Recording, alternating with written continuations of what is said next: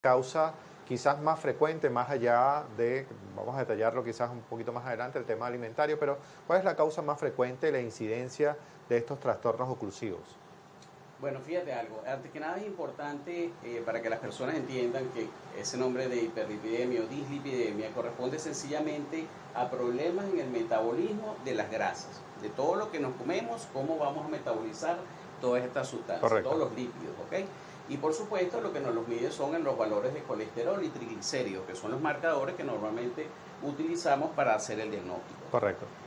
Por supuesto que cuál es la problemática de este trastorno de los lípidos, que tienen incidencia directa en la formación de la placa aterosclerótica, que consiste en eso que se va formando dentro de las arterias, esa grasa que se va acumulando y que paulatinamente puede llegar incluso hasta ocluir o cerrar completamente el flujo sanguíneo a través de alguna arteria del organismo. Estos son entonces los trastornos oclusivos. ¿Cuáles son los más frecuentes o en qué zonas del organismo o del cuerpo pueden encontrarse estos trastornos?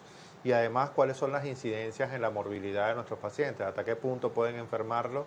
Más allá, repito, de que ya la hiperlipidemia, como tú bien mencionaste, ya es un trastorno metabólico que se debe al exceso del consumo de grasas saturadas y algunos desequilibrios dietéticos que pueden producir ese exceso de colesterol y triglicéridos que al no controlarse produce básicamente estas placas que tú mencionabas. ¿Cuáles son estos trastornos oclusivos más frecuentes? Bueno, fíjense, la enfermedad arterial puede ser de cualquier arteria del organismo. Sin embargo, hay arterias que por su significado orgánico tienen mucho más relevancia, como es la enfermedad vascular coronaria, Correcto. la enfermedad vascular cerebral y por supuesto la enfermedad vascular periférica, que es la que compromete sobre todo las extremidades inferiores.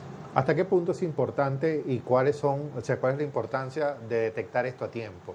Hacer una detección temprana de, obviamente, estas placas, más allá de la incidencia de estas arteriopatías o estas enfermedades del vaso o de la luz del vaso arterial. Sí, la idea es hacer un diagnóstico precoz para evitar consecuencias y sobre todo para poder hacer el tratamiento oportuno y mejorar los factores de riesgo para evitar que una enfermedad que es progresiva pueda llevar a producir un infarto, una enfermedad vascular isquémica o un ACV, hoy en día llamado ESV, y que eso va a traer una consecuencia directa en la vida de la persona o le puede ocasionar la muerte de la persona. Hoy día, desde el punto de vista de radiología o estudio por imágenes, una de tus especialidades acá en Medifen, ¿cuáles son esos métodos de detección temprana? ¿En qué nos apoyamos desde el punto de vista tecnológico, inclusive, para poder detectar este problema? Sí, bueno, una de las herramientas que utilizamos con frecuencia es la ecografía Doppler. ¿Por qué? Porque empezando que es un método que no tiene ningún tipo no ocasiona ningún daño, no tiene radiaciones ionizantes, es asequible, es de bajo costo y podemos acceder a arterias muy importantes, por ejemplo, como pueden ser las arterias carótidas, que son las que le llevan la sangre al cerebro. Podemos tener visualización de las arterias de las extremidades, tanto de las piernas como de los brazos, y allí poder determinar si hay formación de esas placas de ateromas, para uno poder saber si es necesario tratar al paciente o mejorar alguno de los factores de riesgo. ¿Hasta qué punto incide esa detección temprana?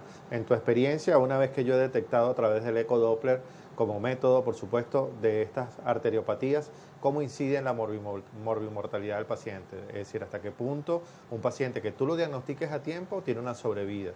Sí, si el diagnóstico se hace a tiempo, antes que la enfermedad arterial sea avanzada, hay muchas posibilidades, altas probabilidades de que no vaya a ocurrir ninguna catástrofe desde el punto de vista de salud.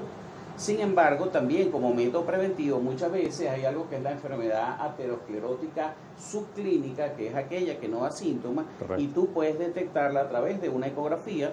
De hecho, se han hecho estudios con amplio número poblacional, en la cual se ha podido detectar casi hasta muchas veces hasta un 40% de pacientes que sin tener clínica ya pueden tener enfermedad arterial.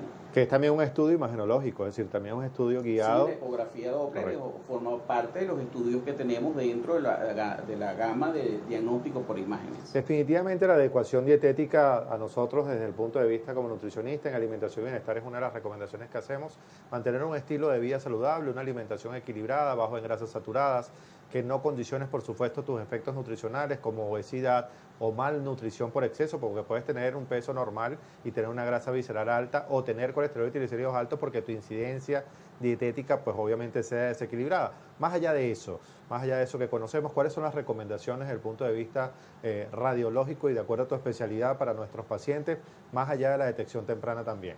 Sí, sobre todo esto va dirigido al paciente que tiene moderado o alto riesgo de enfermedad coronaria o de enfermedad vascular cerebral o de enfermedad periférica. Tenemos que estar muy pendientes del paciente fumador, del paciente diabético, el paciente con enfermedades crónicas, pacientes con consumo muy elevado de alcohol, donde estos métodos de imágenes son muy importantes para hacer diagnósticos a tiempo.